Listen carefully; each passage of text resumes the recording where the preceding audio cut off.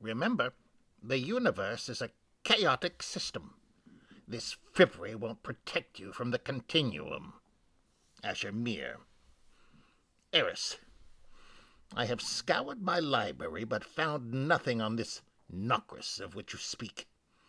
I am sorry both for the delay and that I could not be of more help. Do you ever feel any affection for the creatures that changed you? I confess this weakness myself. In the shadow of the Pyramidion, I have sometimes felt a kind of craven admiration for the illimitable superior beings that suffuse my body. I can feel them move through my veins with purpose, magnetized to the intent of the minds that have come to machiniform Echo Mesa. I have a sense of their desires. They have changed since I fell, and so I am, if nothing else, a new variable in whatever grand equation compels them. My arm grows worse. This morning I cut my finger and bled radiolaria. I will redouble my efforts. Truth in action. Asher Mir.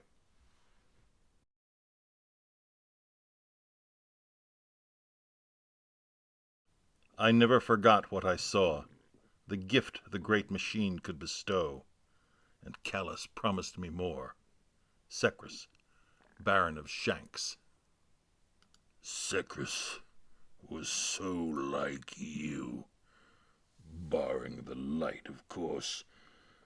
The absence of the traveler in his people's lives has marked them like a scar, and they cannot forget it. His people, they envy you a great deal. When I think of him and the hate he had for your homeworld and the benefits the traveler bestowed upon it, I am reminded of the passion you have for its defense. Be like Secrus.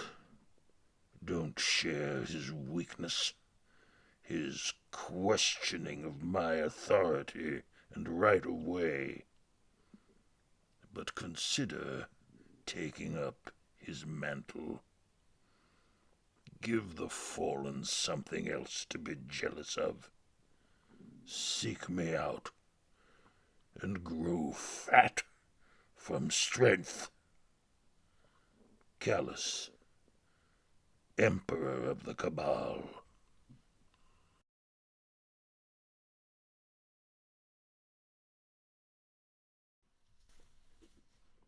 Breachlight. It has been melted and reforged many times. I find it odd, the cycle we are in. I have died many times, reborn anew, the fight pulsing through my veins. The Vex, with their minds shared, must also know this sensation, fighting to die, dying to fight, over and over. I wonder what they know that I do not. Do their calculations ever have them victorious in their pursuit? We share this perpetual sequence in our encounters, yet there is no common ground outside of our mutual bloodlust. I die again. The anger rises. I fight back harder, wiping out the entire squadron of their patrolling units. More arrive. I die again, ready for my resurrection. Saint 14.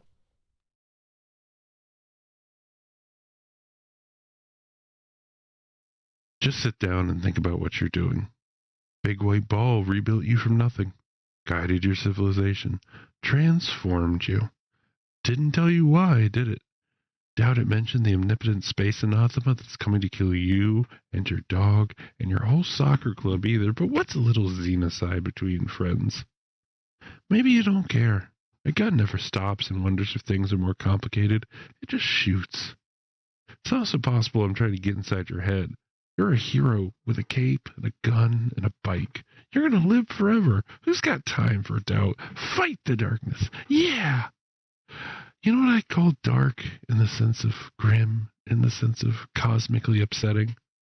A universe full of weaponized puppets, and I take a genocidal war against the servants of a rival god. Oh, is this making you uncomfortable? I'm sorry. I'll be more evil. Boo.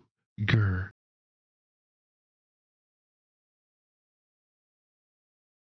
If you see Satomi, make sure she knows the deal. Speaker thinks he's onto something, and those Arc Striders know every dead zone. And Cade, don't make me remind you again. You lost fair and square. When you come back, this seat is yours. Your old pal, and soon-to-be relieved boss, Andal.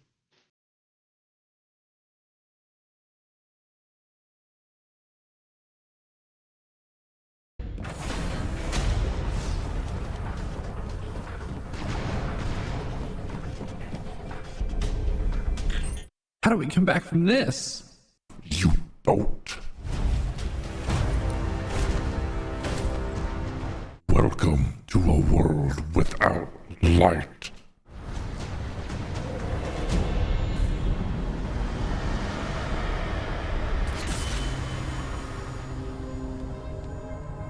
Guardian, Something's wrong.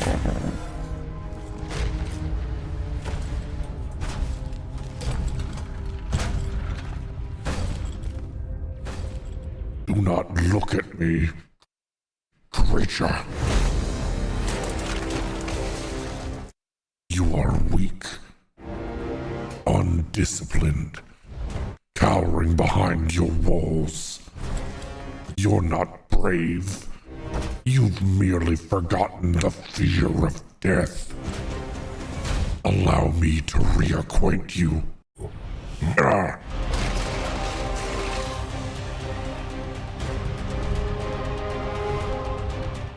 Your kind never deserved the power you were given. I am Gaul, and your light is mine.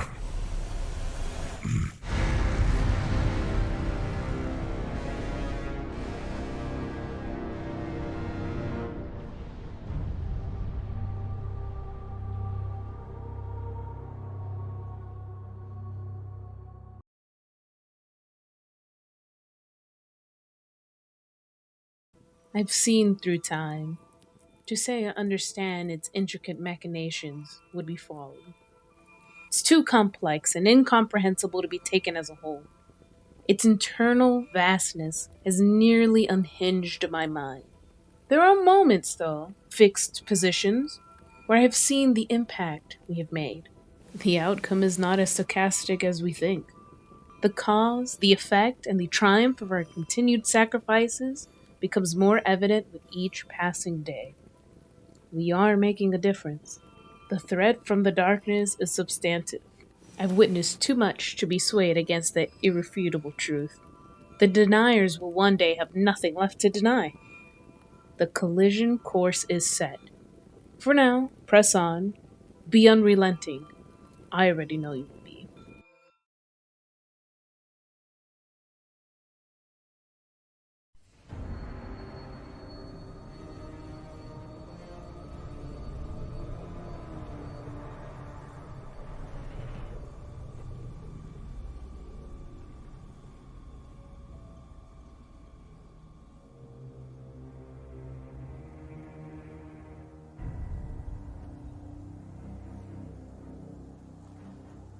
You made it.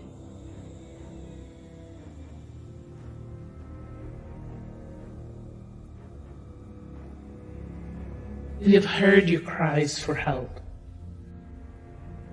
And soon we will answer.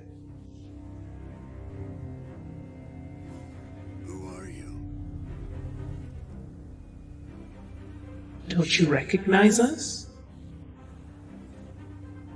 We are not your friend. We are not your enemy.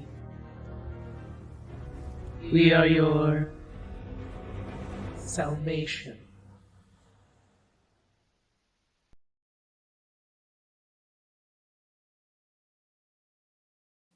Listen. Death is the last part of living, and life is learning to die.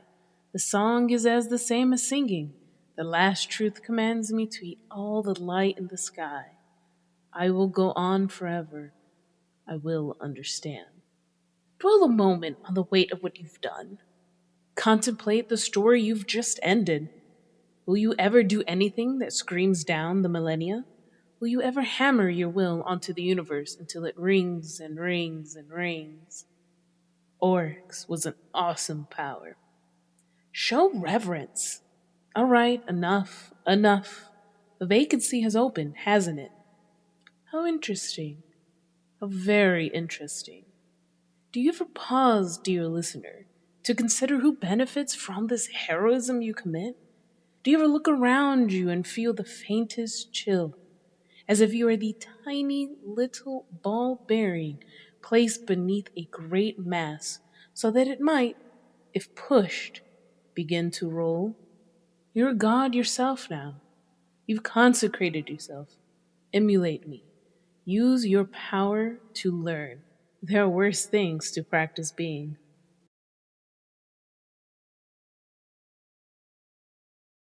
This was when Sir Ido, having spoken to Keldawaj and Tessilia, at last came before her queen. Kneeling, she said, Your Majesty, Keldawash says you are a god, for there is no difference between your desire and reality. Yet I know that you desire things before they ever become real. Acilia says that you are keeping a secret from your brother that he must never know. I think the secret is thus. You are now a god because one day you will become a god, and a god is not temporal. Your brother is not a god because he will never become a god. Shall I worship you? Sir, Mara said, falling to her knees, clutching her beloved's face between shaking hands. Sir, on the day you worship me, you cannot love me any more, for to worship is to yield all power, and I can't love what has no power over me. At this, the Amankara coiled around her neck, yawned, and showed its fangs, for there was a crevice between what was and what was wanted. I see, Sir Ido said. Then to me you are not yet a god. Although, in time, the knowledge of what Mara would become pushed them apart. It was a kind and happy push, as a friend might urge a beloved companion onward to a distant opportunity, and their days together were spent gladly.